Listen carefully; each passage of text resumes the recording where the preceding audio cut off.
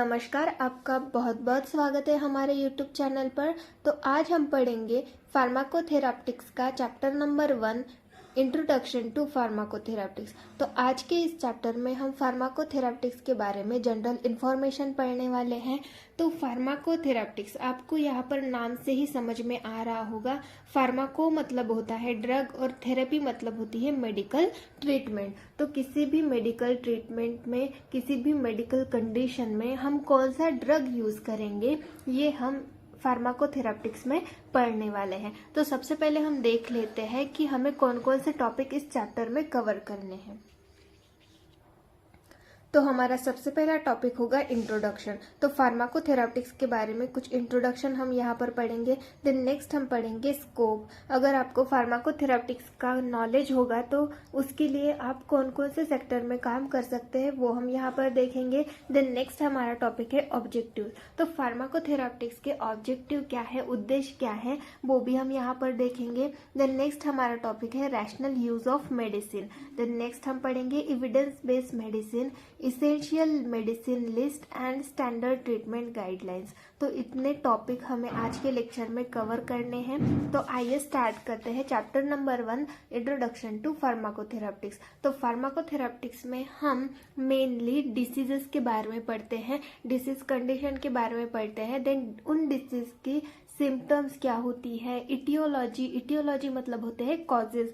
तो वो डिसीज होने के रीजन क्या है, उसके कॉजेज क्या है, हमें क्या क्या सिम्टम्स देखने को मिलते हैं उस डिसीज कंडीशन में, उसके लिए हम होममेड रेमेडी क्या कर सकते हैं जिसको हम नॉन फार्माकोलॉजिकल ट्रीटमेंट बोलते हैं। साथ में हम कौन कौन से मेडिसिन उस कंडीशन में ले सकते हैं, ये भी हम यहाँ पर देखने वाले हैं। तो सबसे पहले हम देख लेते हैं कि फार्माकोथेराप्टिक्स मतलब क्या होता है। Pharmacotherapeutics in Greek, pharmakon means drug and therapy means medical treatment. तो किसी भी मेडिकल ट्रीटमेंट में, किसी भी मेडिकल कंडीशन में उसका मेडिकल कंडीशन को ट्रीट करना हो तो उसके लिए हम कौन सा ड्रग यूज करेंगे, इसी के बारे में हम यहाँ पर पढ़ते हैं। So, pharmacotherapeutics is all about the study of therapeutic uses and effect of drug. तो फार्माकोथेराप्टिक्स में हम किसकी स्टडी करते हैं, therapeutic uses and effect of drug. तो ड्रग हम किस कंडीशन में यूज कर सकते हैं, उसकी थेरेप्टिक यूजेस क्या है, वो ड्रग किस कंडीशन को ट्रीट करने के लिए बनाया गया है, ये हम यहाँ पर देखेंगे और ड्रग के इफेक्ट्स हम यहाँ पर पढ़ेंगे। नेक्स्ट हम देखेंगे फार्माकोथेराप्टिक्स की definition. It deals with the use of drug in prevention, treatment and diagnosis of disease.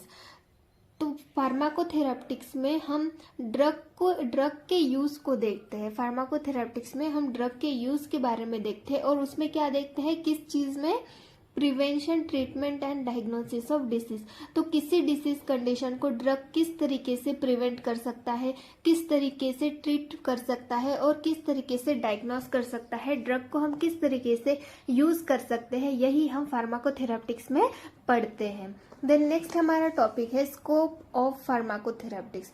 तो अगर आपको फार्माकोथेराप्टिक्स का नॉलेज होगा, आप फार्माकोथेराप्टिक्स पढ़ चुके होंगे, तो आप कौन कौन से सेक्टर में काम कर सकते हैं, कौन कौन से सेक्टर में जा सकते हैं, वो हम यहाँ पर पढ़ेंगे। तो सबसे पहला सेक्टर है फार्मा एडवाइजर या फिर मेडिकल एडवाइजर। तो फार्मा एडवाइजर और मेडिकल एडवाइजर करके आप किस तरीके से काम कर सकते हैं। फार्माकोथेराप्टिक्स में हम डिसीज कंडीशन के बारे में पढ़ते हैं, साथ में उस डिसीज कंडीशन में हम कौन से ट्रीटमेंट करें जो कि इफेक्टिव हो सकती है किसी भी पेशेंट के लिए, ये भी हम यहाँ पर पढ़ते हैं। तो आपको डिसीज का नॉलेज होता है, साथ में आपको ड्रग थेरेपी का भी नॉलेज होता है। तो आप अगर फार्मा एडवाइजर करके काम करते हैं तो आप किसी भी पेशेंट को या फिर किसी अदर प्रोफेशनल्स को भी ये समझा के दे सकते हैं कि किसी ड्रग का यूज हम किस तरीके से किसी स्पेसिफिक डिसीज कंडीशन में कर सकते हैं, हम बहुत अच्छी तरह से उनको समझा के दे सकते हैं। तो फार्मा एडवाइजर करके भी आप काम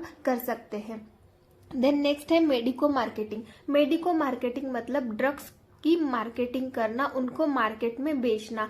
तो अगर आपको अच्छा नॉलेज है फार्माकोथेराप्टिक्स का, आपके पास नॉलेज है फार्माकोथेराप्टिक्स का, तो आप मार्केट में जाके अपना जो ड्रग है वो अच्छी तरह से बेच सकते हैं। अब आप फार्माकोथेरापिटिक्स पढ़ चुके हैं तो आपको डिसीज कंडीशन के साथ साथ आपको उनमें कौन से ड्रग किस तरीके से यूज होते हैं वो भी आपको बहुत अच्छी तरीके से पता होगा। तो आप दूसरे लोगों को या फिर दूसरे प्रोफेशनल्स को आप बहुत अच्छी तरीके से समझा के दे सकते हैं कि इस डिसीज कंडीशन में ये ड्रग ले तो ये ड्रग इस तरीके से काम करेगा। तो इस तरीके से आप मेडिको मार्केटिंग इस सेक्टर में भी काम कर सकते हैं। देन नेक्स्ट है ट्रेनिंग।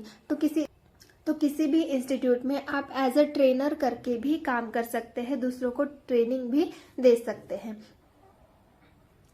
देन नेक्स्ट हमारा टॉपिक है फार्माकोविजिलेंस। तो फार्माकोविजिलेंस मतलब ये एक ब्रांच होती है जहाँ पर हम ड्रग को ऑब्जर्व करते हैं। यहाँ पर मीनिंग ही है pharmaco and then vigilance. Pharmaco मतलब ड्रग एंड विजिलेंस मतलब टू कीप वॉच, मतलब किसी भी ड्रग को हम ऑब्जर्व करते हैं। अब उसमें क्या ऑब्जर्व करते हैं, हम ड्रग के इफेक्ट के बारे में ऑब्जर्व करते हैं। मेनली यहाँ पर एडवर्स इफेक्ट होते हैं ड्रग के, वो हम किस तरीके से प्रिवेंट कर सकते हैं, उनको समझना, उनको असेसमेंट करना, डिटेक्ट करना, ये सब हम फार्माकोविजिलेंस में पढ़ते हैं, ये सब हम फार्माकोविजिलेंस में देखते हैं। तो इस तरीके से आप फार्माकोविजिलेंस इस सेक्टर में भी काम कर सकते हैं। देन नेक्स्ट हमारा टॉपिक है फार्माको इकोनॉमिक्स। तो फार्माको इकोनॉमिक्स ये भी एक ब्रांच होती है हेल्थ इकोनॉमिक्स के, जो कि फोकस करती है हेल्थ की जो कॉस्ट होती है और जो मोस्ट इफेक्टिव ड्रग थेरेपी होती है उस पर। अब आप देख सकते हैं, अब आप जानते हैं कि मेडिकल ट्रीटमेंट अगर हम करने जाए तो वहाँ पर सबसे पहले हमें ध्यान में आता है कि हम यहाँ पर जा तो रहे पर पैसे बहुत लगेंगे। पर फार्माको इकोनॉमिक्स ये एक ऐसी ब्रांच है जो कि इसी टॉपिक पे डिस्कस करती है, इसी टॉपिक पे फोकस करती है।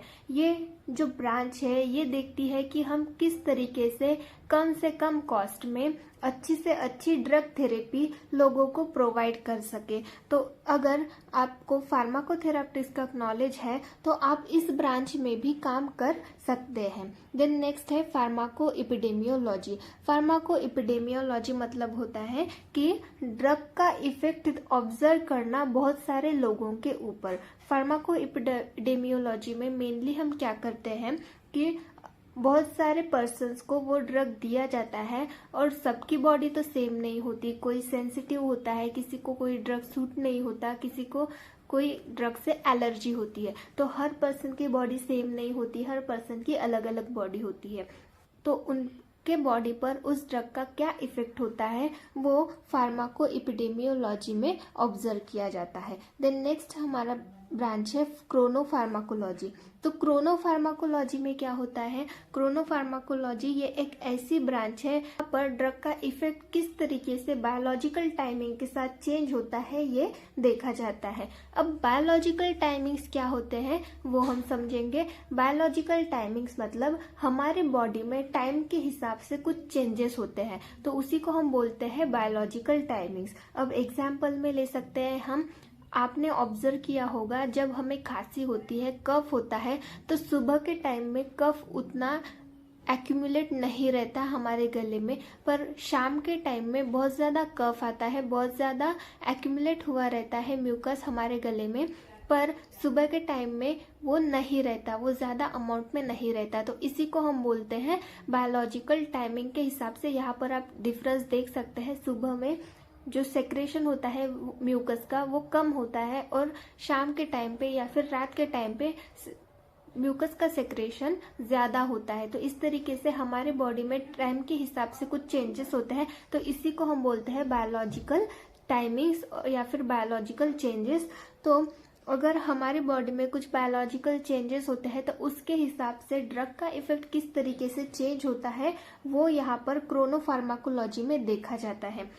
दूसरा एग्जाम्पल हम ले सकते हैं, जैसे कि एसिड सेक्रेशन होता है हमारे स्टमक में, तो एसिड सेक्रेशन सुबह के टाइम में कम होता है पर शाम के टाइम में बहुत ज़्यादा एसिड सेक्रेशन होता है। तो किसी को एसिडिटी हुई हो तो उस कंडीशन में सुबह के टाइम में हम देखें तो उनको एसिडिटी हुई हो तो वो उनको नॉर्मल ही रहेगी, पर शाम के टाइम में एसिड सिक्रेशन ज़्यादा होता है, ऊपर से उनको ऑलरेडी एसिडिटी है तो उनको ज़्यादा प्रॉब्लम हो सकती है। इसीलिए जो एसिडिटी की मेडिसिन होती है, जो एंटासिड्स होते हैं, वो यूजुअली शाम को लेने के लिए बोलते हैं पेशेंट को। तो इस तरीके से ये कुछ बायोलॉजिकल टाइमिंग्स की वजह से ड्रग के इफेक्ट वैरी होते हैं, वही हम क्रोनोफार्माकोलॉजी में देखते हैं। तो क्रोनोफार्माकोलॉजी ये भी एक ब्रांच होती है जहाँ पर आप जा सकते हैं अगर आपको फार्माकोथेरापिटिक्स का नॉलेज हो तो। देन नेक्स्ट है drug development and drug discovery. तो इन दोनों को हम साथ में समझेंगे। अगर आप फार्माकोथेरापिटिक्स का नॉलेज रखते हैं तो आपको हर डिसीज कंडीशन के बारे में पता होगा, कौन सी डिसीज कंडीशन किस तरीके से होती है, उसके सिम्टम्स क्या होते हैं, वो किस तरीके से हमारी बॉडी में होती है, उसके रीज़न क्या होते हैं, हम उसको किस तरीके से ट्रीट कर सकते हैं, हम ऐसा क्या करें कि वो डिसीज कंडीशन को हम प्रिवेंट कर सके।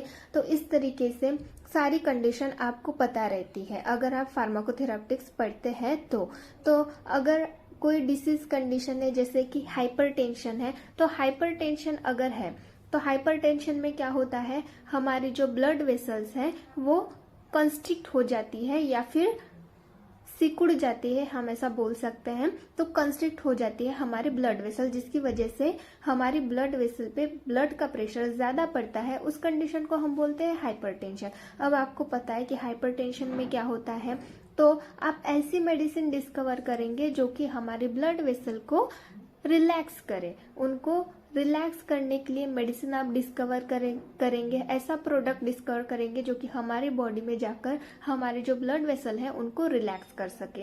तो इस तरीके से आप किसी भी ड्रग को डिस्कवर कर सकते हैं बड़ी आसानी से और उस ड्रग का डेवलपमेंट भी कर सकते हैं हाइपरटेंशन को ट्रीट करने के लिए। तो इस तरीके से आप ड्रग डेवलपमेंट और ड्रग डिस्कवरी में भी काम कर सकते हैं। देन नेक्स्ट है क्लिनिकल ट्रायल। तो क्लिनिकल ट्रायल मतलब क्या होता है, तो क्लिनिकल ट्रायल ये एक प्रोसेस होती है जब भी कोई न्यू ड्रग डिस्कवर किया जाता है तो उसके बाद उसके ऊपर क्लिनिकल ट्रायल किए जाते हैं। क्लिनिकल ट्रायल किए बिना कोई भी ड्रग अप्रूव नहीं किया जाता। क्लिनिकल ट्रायल मतलब क्या होते हैं, क्लिनिकल ट्रायल मतलब ड्रग का इफेक्ट ऑब्जर्व किया जाता है सबसे पहले एनिमल्स पर, देन ह्यूमंस पर। तो एनिमल्स पर जब ड्रग का इफेक्ट ऑब्जर्व किया जाता है, वो डेडली है कि नहीं, उसके क्या साइड इफेक्ट्स है, वो हमारी बॉडी में उस डिसीज कंडीशन में काम करेगा कि नहीं, वो अच्छे से काम करेगा कि नहीं, हम कितना डोज दे सकते हैं, उसके टाइमिंग्स क्या होंगे, वो सब हम क्लिनिकल ट्रायल्स में देखते हैं, ऑब्जर्व करते हैं। अगर वो ड्रग सही से काम कर रहा हो तभी हम उस ड्रग को अप्रूव करते हैं ह्यूमन बॉडी के कंजप्शन के लिए। तो इस तरीके से ये क्लिनिकल ट्रायल्स होते हैं। तो इसमें भी आप काम कर सकते हैं अगर आपको फार्माकोथेरापिस्ट का नॉलेज है तो यहाँ पर हमने ये स्कोप देख लिए फार्माकोथेरापिटिक्स के, आप किस किस सेक्टर में काम कर सकते हैं अगर आपको फार्माकोथेरापिटिक्स का नॉलेज है तो। देन नेक्स्ट हमारा टॉपिक है ऑब्जेक्टिव्स ऑफ फार्माकोथेरापिटिक्स। तो फार्माकोथेरापिटिक्स के उद्देश्य क्या है वो हम यहाँ पर देखेंगे। तो सबसे पहला ऑब्जेक्टिव है to ensure proper and rational use of medicine, तो रैशनल यूज ऑफ ड्रग। तो ड्रग का रैशनल यूज और प्रॉपर यूज हो, इसको इंश्योर करना। प्रॉपर और रैशनल यूज मतलब कोई भी मेडिसिन आप यूज कर रहे हो, कोई भी मेडिसिन आपको प्रिस्क्राइब कर रहा है कोई डॉक्टर, तो उसका सही से यूज हो, वो सही डिसीज कंडीशन के लिए सही पर्सन को सही अमाउंट में दी गई हो, तो इसको हम बोलते हैं रैशनल यूज। तो किसी भी ड्रग का प्रॉपर और सही यूज हो, यही इसको इंश्योर करना, यही फार्माकोथेरापिस्ट का एक उद्देश्य है। देन नेक्स्ट है to avoid and reduce adverse drug reaction. तो ड्रग की वजह से जो एडवर्स इफेक्ट होते हैं, एडवर्स इफेक्ट हमारी बॉडी में दिखते हैं, उनको रिड्यूस करना, उनको अवॉइड करना, ये एक ऑब्जेक्टिव हो गया फार्माकोथेरापिस्ट का। देन नेक्स्ट ऑब्जेक्टिव है to maintain drug cost at an optimum level. तो कोई भी ड्रग अगर कोई डिस्कवर कर रहा है, कोई बना रहा है, तो उसकी जो कॉस्ट है एक ऑप्टिमम लेवल पर रखना ताकि सबके लिए अफोर्डेबल हो, सब ले सके वो ड्रग। कोई इसेंशियल ड्रग है, कोई इम्पोर्टेंट ड्रग है, तो वो सब अफोर्ड कर सके ऐसी उसकी कॉस्ट रखना, एक ऑप्टिमम लेवल पर किसी भी ड्रग की कॉस्ट रखना, ये एक इसका ऑब्जेक्टिव होता है। देन नेक्स्ट ऑब्जेक्टिव है to ensure patient compliance. Patient compliance मतलब पेशेंट उसकी मेडिसिन के रूटीन पर स्टिक रहे, अधेर रहे। मतलब जिस तरीके से डॉक्टर ने उसको प्रिस्क्राइब किया है मेडिसिन, जैसे लेना है शाम को, सुबह, रात को, तो इस तरीके से सही से वो मेडिसिन अगर ले रहा है तो उसी को हम बोलेंगे पेशेंट कंप्लायंस। देन नेक्स्ट है टू प्रोवाइड गुड ट्रीटमेंट। तो एक अच्छा ट्रीटमेंट प्रोवाइड करना, ये भी फार्माकोथेरापिस्ट का ऑब्जेक्टिव है। तो इस तरीके से ये कुछ ऑब्जेक्टिव्स हो गए फार्माकोथेरापिस्ट के। देन नेक्स्ट हम देखेंगे rational use of medicine. Rational use of medicine मतलब क्या होता है, किसी भी मेडिसिन का सही यूज होना, उसी को हम बोलते हैं rational use of medicine. In simplest word, rational use of medicine means prescribing right drug in adequate dose for a sufficient period of time. तो अगर सिंपल वर्ड में रैशनल यूज ऑफ मेडिसिन मतलब हम देखें तो प्रिस्क्राइबिंग राइट ड्रग, सही drug prescribe करना इन educate dose, एक प्रॉपर डोज में। अब आप देख सकते हैं, आपको पता है कि चिल्ड्रंस के लिए अलग डोज होता है और अडल्ट के लिए अलग डोज होता है। तो चिल्ड्रन के लिए वही डोज देंगे और अडल्ट के लिए भी सेम डोज देंगे, तो ऐसा चलेगा क्या? नहीं। तो एक प्रॉपर डोज में होना चाहिए for a sufficient period of time. तो एक सफिशिएंट पीरियड होना चाहिए, 4 दिन 5 दिन ऐसा एक पीरियड होना चाहिए। उतने एक प्रॉपर पीरियड तक वो ड्रग किसी भी डॉक्टर ने किसी भी पेशेंट को प्रिस्क्राइब करना चाहिए, सही ड्रग और सही डोज में। तभी हम बोलेंगे कि मेडिसिन का रैशनल यूज हुआ है, सही यूज हुआ है। ये जो रैशनल यूज ऑफ मेडिसिन है, ये टॉपिक यूजुअली डॉक्टर्स के लिए होता है, पर हम यहाँ पर पढ़ रहे हैं क्योंकि ये हमें पता रहना ज़रूरी होता है। अगर हम दूसरे कंट्रीज़ में देखें तो दूसरे कंट्रीज़ में ये जो प्रिस्क्राइबिंग का राइट है, प्रिस्क्रिप्शन राइट जो है वो फार्मासिस्ट के पास है, पर हमारे इंडिया में ये प्रिस्क्रिप्शन अभी भी डॉक्टर्स ही देते हैं, ये राइट फार्मासिस्ट के पास नहीं है। पर रैशनल यूज ऑफ मेडिसिन ये हमें पता रहना ज़रूरी है, इसलिए यहाँ पर हमें ये टॉपिक दिया गया है। The aim is to deliver correct medicine to the patient. तो ये रैशनल यूज ऑफ मेडिसिन का एम क्या है, इसका ये क्यों बनाया गया है? इसका एम है to deliver correct medicine to patient. तो पेशेंट को करेक्ट मेडिसिन डिलीवर करना, पेशेंट को करेक्ट मेडिसिन देना, ये रैशनल यूज ऑफ मेडिसिन का एम होता है। देन नेक्स्ट है क्राइटेरिया फॉर यूजिंग मेडिसिन। तो यहाँ पर हमें कुछ क्राइटेरियाज दिए गए हैं मेडिसिन को यूज करने के लिए। तो उन क्राइटेरिया को अगर हम फॉलो करेंगे तभी हम बोलेंगे कि हमने रैशनल यूज किया है, मेडिसिन का सही यूज किया है। तो सबसे पहला क्राइटेरिया है एप्रोप्रिएट मेडिसिन। तो कोई भी मेडिसिन है जिस डिसीज कंडीशन के लिए यूज की जाती है, उसी डिसीज कंडीशन के लिए वो प्रिस्क्राइब करना, उसको हम बोलेंगे एप्रोप्रिएट मेडिसिन।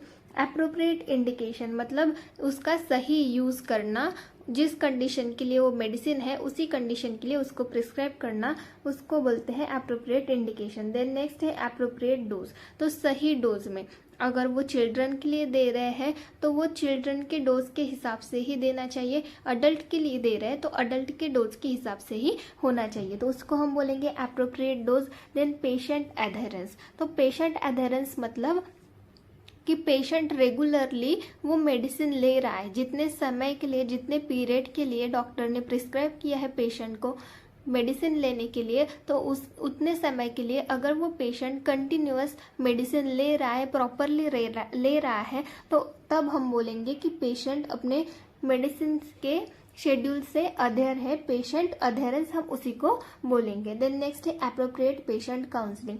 तो पेशेंट को काउंसिल करना मतलब उसके मेडिसिन थेरेपी के बारे में उसको प्रॉपरली बताना कि आपको ये मेडिसिन क्यों दी जा रही है, इसके बेनिफिट्स क्या है, इसके साइड इफ़ेक्ट्स क्या है, किस तरीके से आपको ये मेडिसिन लेनी है, कब तक लेनी है, इसकी वजह से आपको क्या बेनिफिट्स होंगे, ये सब उनको बताना, उनको एडवाइस करना, उसी को हम बोलेंगे एप्रोप्रिएट पेशेंट काउंसलिंग। तो अगर हम ये सारे क्राइटेरिया फॉलो करते हैं, ये सारे क्राइटेरिया को फॉलो करते हैं, तभी हम बोलेंगे कि हमने मेडिसिन का रैशनल यूज किया है। देन नेक्स्ट हमारा टॉपिक है step of rational use of medicine. तो यहाँ पर रैशनल यूज करना है मेडिसिन का, तो यहाँ पर हमें कुछ स्टेप्स दी गई है, उन स्टेप्स के बारे में हम यहाँ पर पढ़ेंगे। स्टेप 1 है identify the patient problem based on symptoms. तो कोई पेशेंट आपके पास आ रहा है तो उनके सिम्टम्स क्या है, उनके सिम्टम्स देख के आइडेंटिफाई करना कि पेशेंट को क्या प्रॉब्लम है, क्या उनको हुआ है, उनके सिम्टम्स देख के ये आइडेंटिफाई करना। देन स्टेप 2 है डायग्नोसिस ऑफ डिसीज। तो अगर आपने आइडेंटिफाई किया, पेशेंट के सिम्टम्स देखकर आपने कुछ आइडेंटिफाई किया, देन आप क्या करोगे, डिसीज को डायग्नोस करोगे। आपको जो लग रहा है सिम्टम्स देख के कि ये डिसीज कंडीशन हो सकती है, तो वो डिसीज कंडीशन है कि नहीं उनमें, उसको कंफर्म करने के लिए हम डायग्नोसिस करते हैं, तो उसको डायग्नोस करना। देन स्टेप 3 है लिस्ट पॉसिबल ट्रीटमेंट। तो डायग्नोसिस करने के बाद उसको ट्रीट करना है, उस डिसीज कंडीशन को हमें ट्रीट करना है। तो पॉसिबल ट्रीटमेंट्स की लिस्ट बनाना कि हम इनको कौन से ट्रीटमेंट्स दे सकते हैं, कौन सी थेरेपी इनके लिए इफेक्टिव साबित हो सकती है, इस तरीके से पॉसिबल ट्रीटमेंट्स की लिस्ट तैयार करना। देन नेक्स्ट हमारी स्टेप है step 4 start treatment by writing an accurate and complete prescription. Then आपने जो लिस्ट बनाई थी पॉसिबल ट्रीटमेंट्स की, एक इफेक्टिव ट्रीटमेंट चूज करना और ट्रीटमेंट स्टार्ट करना bye writing an accurate and complete prescription. तो प्रिस्क्रिप्शन पे उन मेडिसिन के बारे में लिख के देना और प्रिस्क्रिप्शन एक्यूरेट और कंप्लीट होनी चाहिए। देन नेक्स्ट स्टेप है step 5 give proper information instruction regarding treatment. तो पेशेंट को प्रॉपर इंफॉर्मेशन देनी चाहिए, इंस्ट्रक्शन देनी चाहिए रिगार्डिंग ट्रीटमेंट। तो ट्रीटमेंट के बारे में जो भी उनको ट्रीटमेंट दिया जा रहा है, जो मेडिसिन उनको दी जा रही है वो क्यों दी जा रही है, उसके बेनिफिट्स क्या है, उसकी वजह से क्या होगा, उसके बारे में सारी इंफॉर्मेशन, सारे इंस्ट्रक्शन उनको देने पड़ेंगे। देन नेक्स्ट स्टेप है monitor the treatment. Then treatment तो उनको मेडिसिन तो दे दिया, फिर उसको मॉनिटर करना, ये भी एक काम होता है, ये भी एक स्टेप होती है रैशनल यूज ऑफ मेडिसिन की। तो इस तरीके से यहाँ पर ये टोटल 6 स्टेप्स होती है जिनको फॉलो करना पड़ता है अगर आपको रैशनल यूज करना हो तो मेडिसिन का। तो नेक्स्ट हमारा टॉपिक है factors causing irrational use of medicine. तो कुछ फैक्टर्स होते हैं जिनकी वजह से मेडिसिन का इरेशनल यूज होता है, मतलब सही से यूज नहीं होते। तो उन फैक्टर्स के बारे में हम यहाँ पर देखेंगे। तो सबसे पहला फैक्टर है पॉलीफार्मेसी। तो पॉलीफार्मेसी मतलब क्या होता है, एक साथ बहुत सारे मेडिसिन लेना, जैसे कि 5 या फिर 5 से ज्यादा मेडिसिन एक ही दिन में लेना। उसकी वजह से क्या हो सकता है, एक मेडिसिन की वजह से दूसरी मेडिसिन का जो इफेक्ट होता है वो कम हो सकता है, या फिर उसका मेटाबॉलिज्म जो है वो उस पर इफेक्ट पड़ सकता है। तो इस वजह से एक साथ बहुत सारे मेडिसिन नहीं लेनी चाहिए। देन नेक्स्ट है अननेसेसरी मेडिसिन। तो कोई ऐसी मेडिसिन है जो कि हम अपने थेरेपी के टाइम ले रहे हैं जो कि अननेसेसरी है, जिस मेडिसिन की जरूरत ही नहीं है, ऐसी मेडिसिन अगर हम ले रहे हैं तब हम बोलेंगे कि मेडिसिन का इरेशनल यूज हो रहा है। देन नेक्स्ट है रॉन्ग मेडिसिन।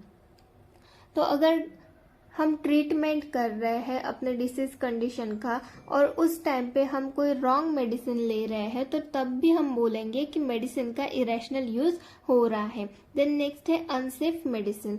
तो कोई अनसेफ मेडिसिन है, मेडिसिन जो कि हमारे बॉडी के लिए हार्मफुल है, सेफ नहीं है, तो ऐसी मेडिसिन अगर हम यूज कर रहे हैं तो उस टाइम हम बोलेंगे कि मेडिसिन का इरेशनल यूज हो रहा है। तो इस तरीके से यहाँ पर हमने ये रैशनल यूज ऑफ मेडिसिन के बारे में देख लिया।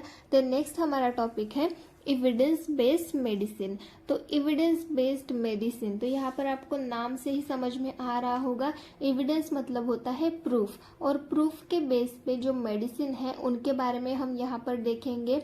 एविडेंस बेस्ड मेडिसिन की जरूरत क्यों होती है, कोई भी मेडिसिन होती है उनको एविडेंस की जरूरत क्यों होती है वो हम यहाँ पर देखेंगे।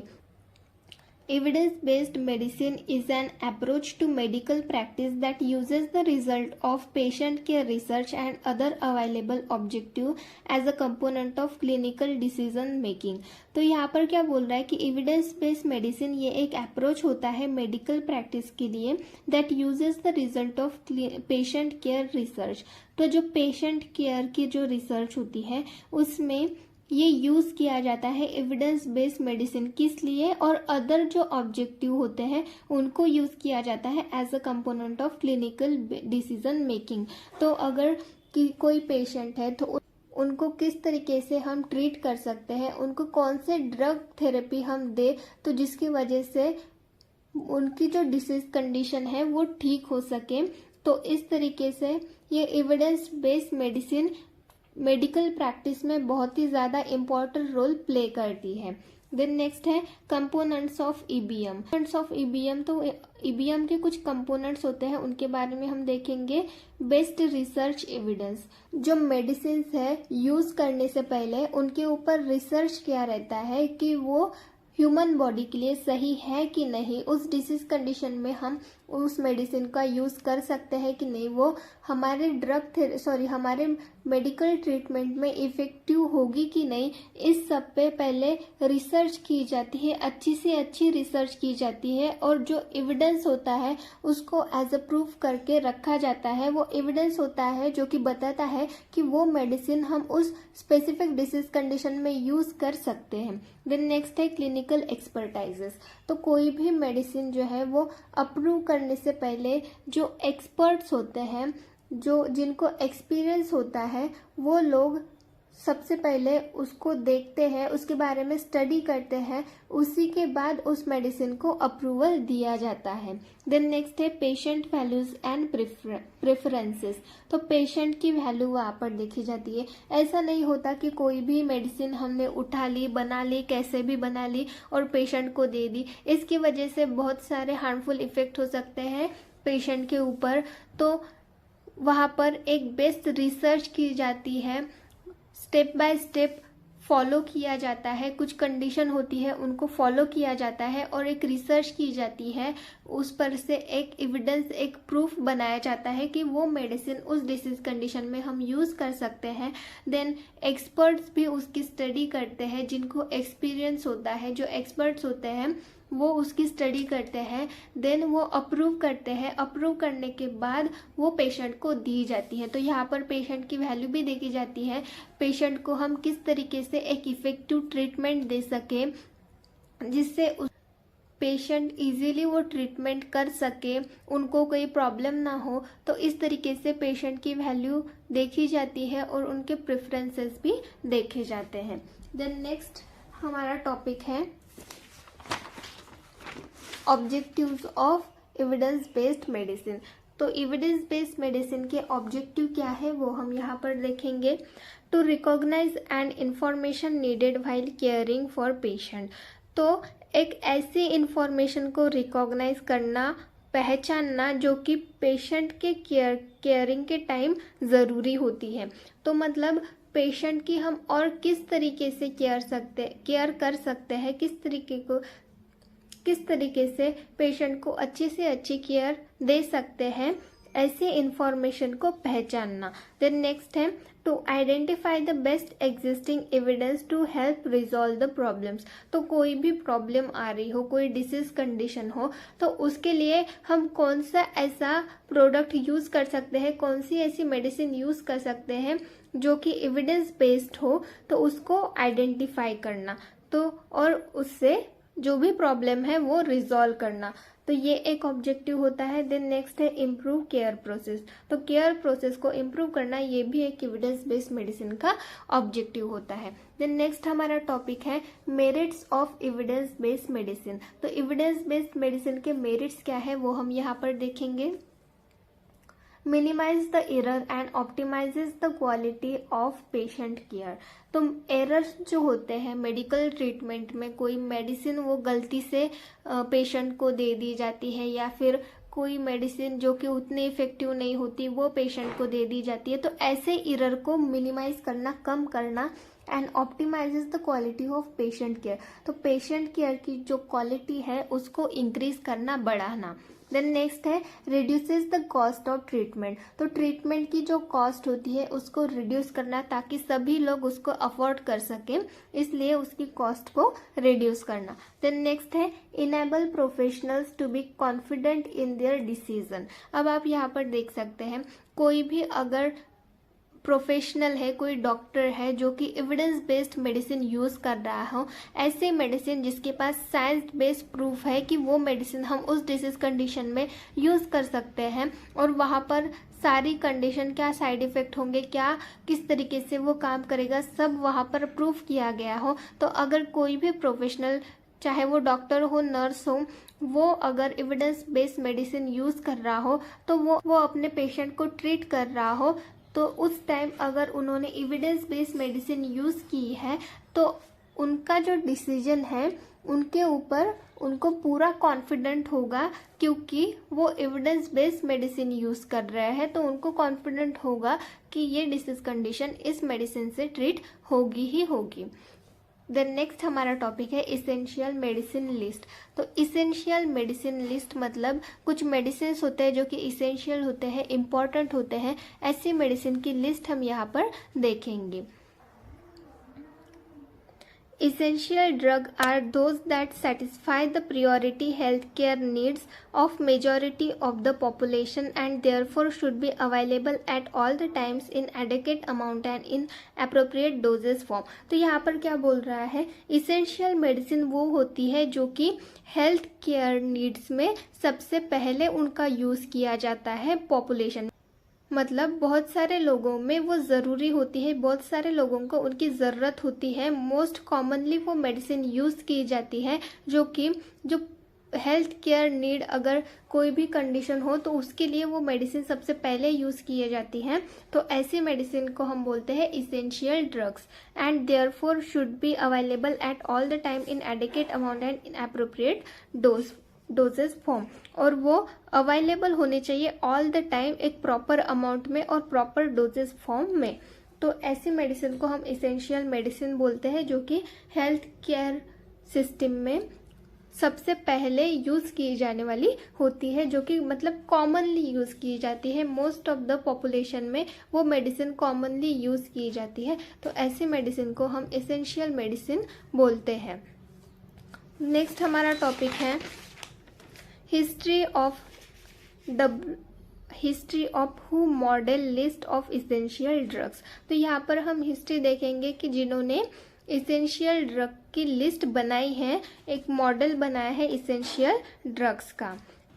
The WHO model list of essential medicine are updated every 2 years by the expert committee on selection and use of essential medicine।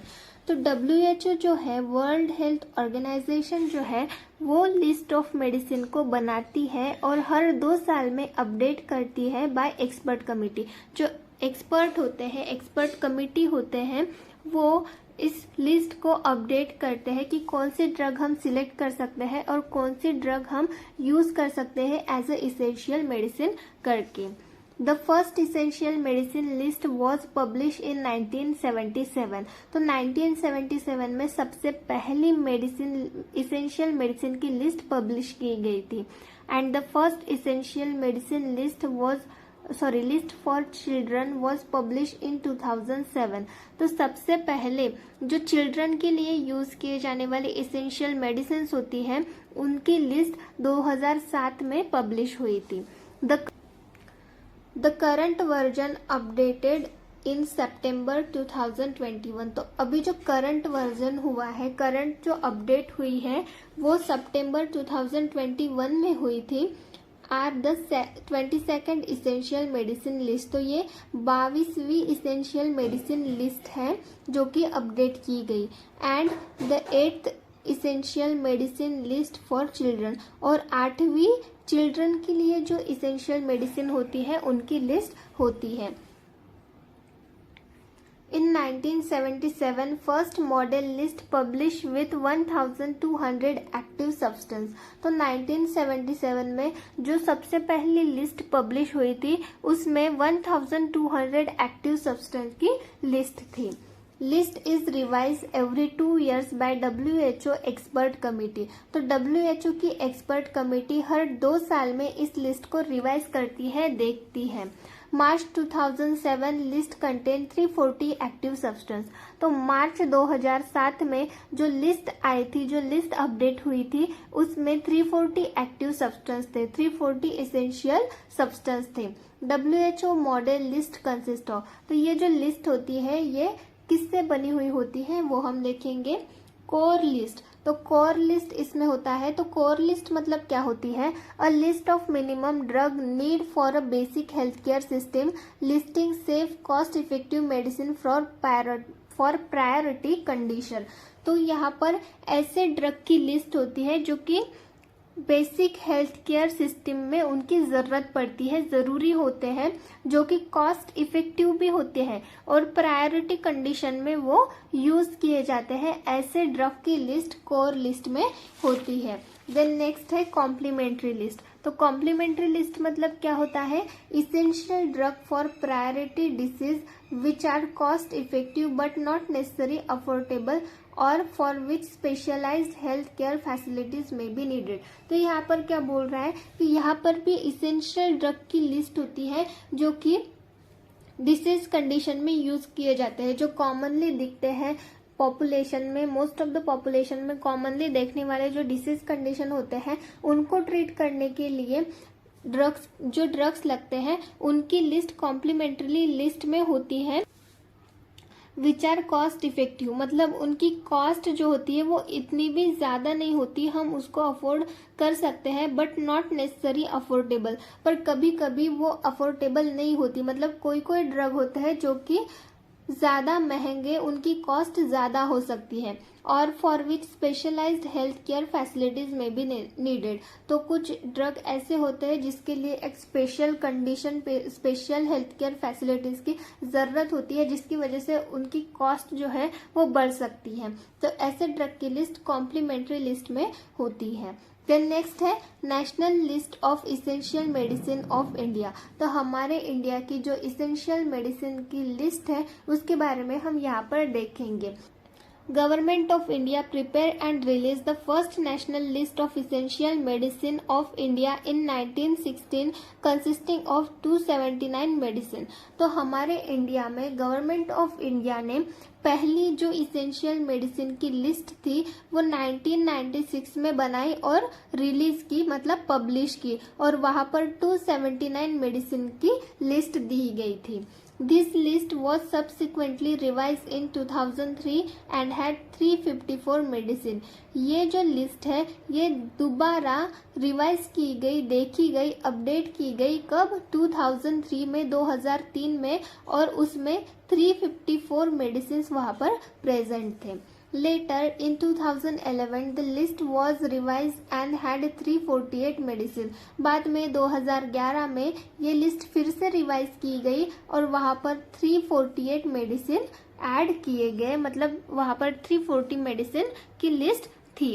Then 3 categories of drug are included in this list. तो ये जो list है यहाँ पर 3 category के drug होते हैं.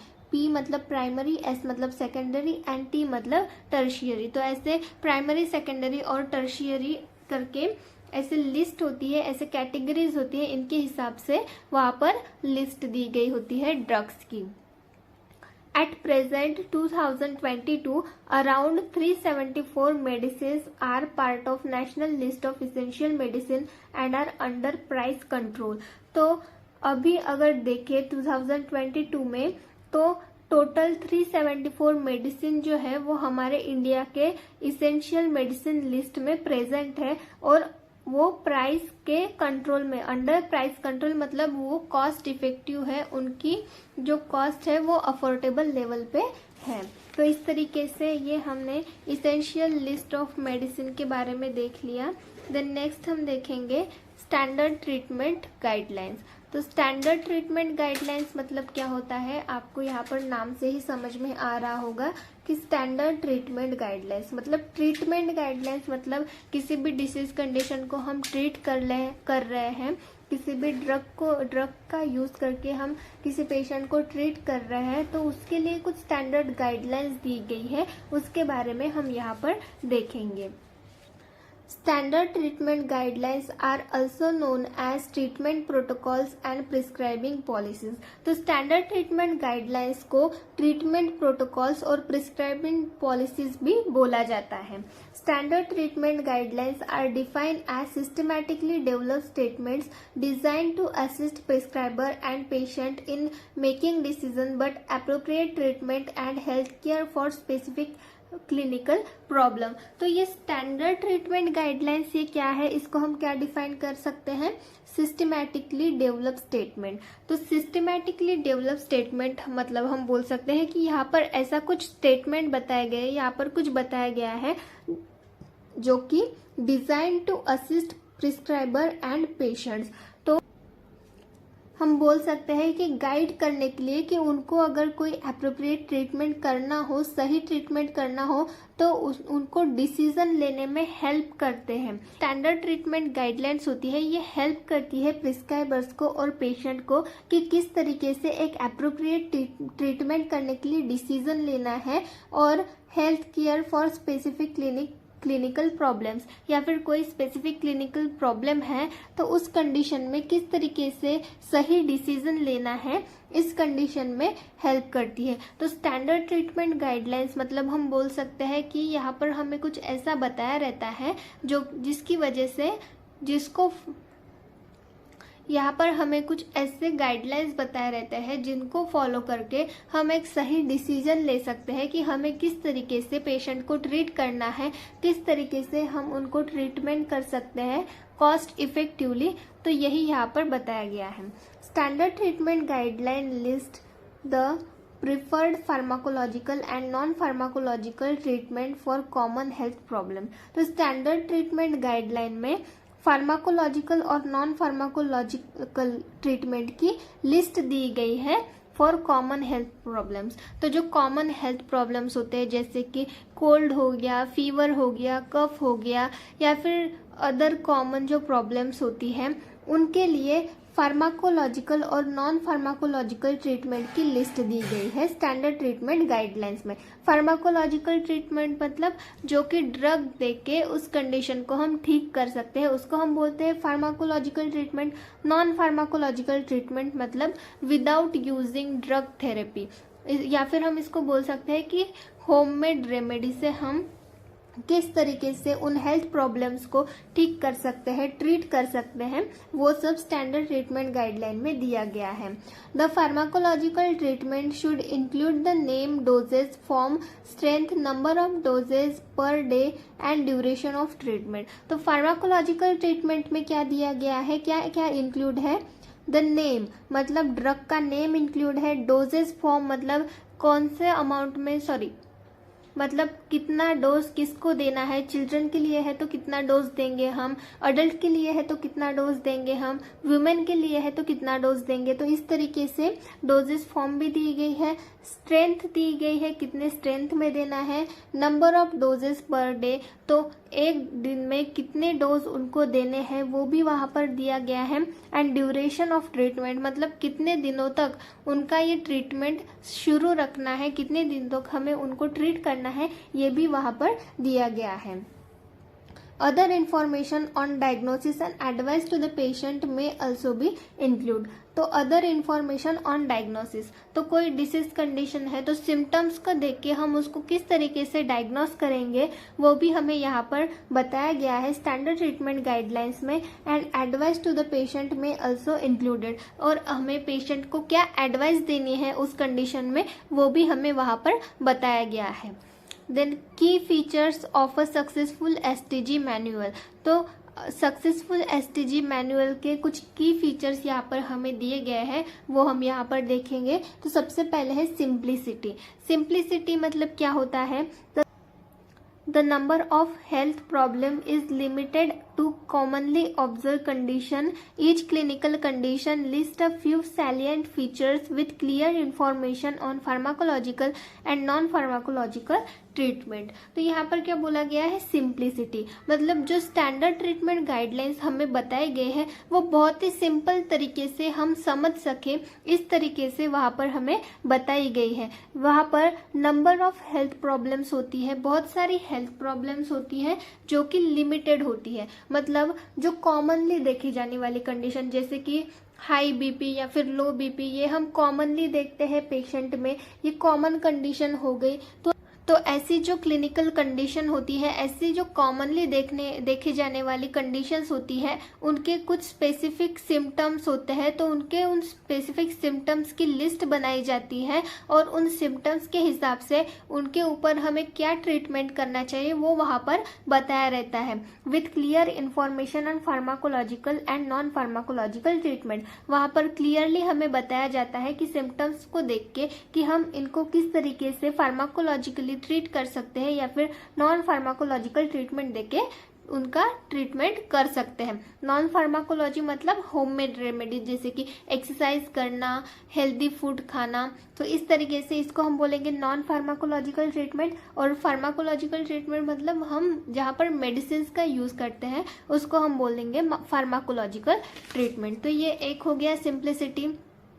Then next है क्रेडिबिलिटी। तो क्रेडिबिलिटी मतलब क्या होता है, guidelines develop by the most respected experienced clinicians in the country and revised is based on actual experience. तो ये एक क्रेडिबिलिटी मतलब क्या बोला गया है कि ये जो गाइडलाइंस है, ये जो स्टैंडर्ड ट्रीटमेंट गाइडलाइंस है, ये किसने बनाई है, मोस्ट रिस्पेक्टेड एक्सपीरियंस क्लिनिशियन। तो जो एक्सपीरियंस क्लिनिशियंस है, जिनको बहुत ज़्यादा एक्सपीरियंस है इन चीज़ों का, उन्होंने ये गाइडलाइंस बनाई गई है। And revise is based on actual experience. तो उन्होंने जो एक्चुअल एक्सपीरियंस लिया है, उनकी एक्चुअल एक्सपीरियंस के बेस पे उन्होंने रिवाइज किया है और जितने भी कंट्री के एक्सपीरियंस क्लिनिशियंस है उन्होंने मिलके ये स्टैंडर्ड ट्रीटमेंट गाइडलाइन की लिस्ट बनाई है। तो ये है क्रेडिबिलिटी। देन नेक्स्ट है treatment standards for all level of health care facility. इसका मतलब क्या होता है, health care provider use the same standard. तो जितने भी हेल्थ केयर प्रोवाइडर्स होते हैं, चाहे वो डॉक्टर्स हो, नर्सेस हो या फिर फार्मासिस्ट हो, वो सेम स्टैंडर्ड यूज करते हैं। The first choice treatment for the patient depends upon the patients diagnosis and condition and not on the prescriber. तो जो फर्स्ट चॉइस ट्रीटमेंट होता है, जो सबसे पहले ट्रीटमेंट वो चूज करते हैं, वो पेशेंट के डायग्नोसिस पे डिपेंड होता है और पेशेंट की कंडीशन पर डिपेंड होता है। पेशेंट की कंडीशन को देख के और उनके डायग्नोसिस करने पर जो रिजल्ट आता है उसको देख के हम डिसाइड करते हैं, चूज करते हैं कि उस पेशेंट को किस तरीके से हम ट्रीट करेंगे, नॉट ऑन द प्रिस्क्राइबर। तो ये प्रिस्क्राइबर पे डिपेंड नहीं होता कि वो कौन सा ट्रीटमेंट देना चाहता है। सबसे पहले हम उसी ट्रीटमेंट को चूज करेंगे जो कि हमें लगता है पेशेंट की डायग्नोसिस और कंडीशन को देख के कि वो ट्रीटमेंट हमें पेशेंट को देना चाहिए। तो ये एक हो गया। देन नेक्स्ट है medicine supply based on standards. तो medicine supply based on standards मतलब the supply of medicine must match with the standard treatment and list of essential medicine list. तो जो भी मेडिसिन हम सप्लाई कर रहे हैं वो स्टैंडर्ड ट्रीटमेंट गाइडलाइंस के अकॉर्डिंग ही होनी चाहिए। देन नेक्स्ट है रेगुलर अपडेटिंग। रेगुलर अपडेटिंग मतलब अपडेट करते रहना, रेगुलर, उसको हम बोलेंगे regular updating. Any change in the therapeutic option bacterial resistance pattern should be incorporated in revise version. तो जितने भी रिवाइज वर्जन आते हैं, जितने भी अपडेट किए हुए लिस्ट आते हैं, चाहे वो इसेंशियल मेडिसिन की लिस्ट हो या फिर एविडेंस बेस्ड मेडिसिन हो, तो कोई भी अगर चेंजेस हुए हैं, कोई न्यू डिस्कवरी हुई है कि कोई बैक्टीरियल रेजिस्टेंस पता चला है, बैक्टीरिया किस तरीके से रेजिस्टेंस करता है, इसकी कोई नई प्रोसेस हमें पता चली है, कोई पैटर्न हमें पता चला है या फिर कोई और थेराप्टिक ऑप्शन के बारे में हमें पता चला है, तो वो सारे जो न्यू वर्जन रहता है, न्यू अपडेटेड वर्जन रहता है, वहाँ पर लिखा जाता है, वहाँ पर नोट किया जाता है। देन नेक्स्ट है user friendly. The STGs should publish as small durable pocket manual which make it convenient to carry and use. User friendly मतलब क्या होता है, जो STGs होती है, जो स्टैंडर्ड ट्रीटमेंट गाइडलाइंस जो होती है, वो एक स्मॉल ड्यूरेबल पॉकेट मैनुअल में पब्लिश की जाती है। मतलब हम बोल सकते हैं छोटी सी डायरी होती है, वहाँ पर ये स्टैंडर्ड ट्रीटमेंट गाइडलाइन पब्लिश किए जाते हैं, which make it convenient to carry and use. मतलब उसकी वजह से क्या होता है कि इसकी वजह से क्या होता है कि वो डायरी हम कहीं पे भी यूज़ कर सकते हैं, कहीं पे भी हमारे साथ ले जा सकते हैं। क्यों? और अगर हमें कोई प्रॉब्लम आ रही हो, हमें ट्रीटमेंट्स के बारे में पता नहीं हो, कोई ट्रीटमेंट को कैसे करना है, मैं किस तरीके से फॉलो करूं, ऐसे अगर आपको प्रॉब्लम्स आ रही हो तो आप उस स्टैंडर्ड ट्रीटमेंट गाइडलाइंस के जो आपकी मैनुअल है वहाँ पर आप देख सकते हैं और उसके हिसाब से आप ट्रीटमेंट कर सकते हैं। तो इस तरीके से हमारा ये फार्माकोथेरेपिस्ट का चैप्टर यहाँ पर ख़त्म होता है। Thank you.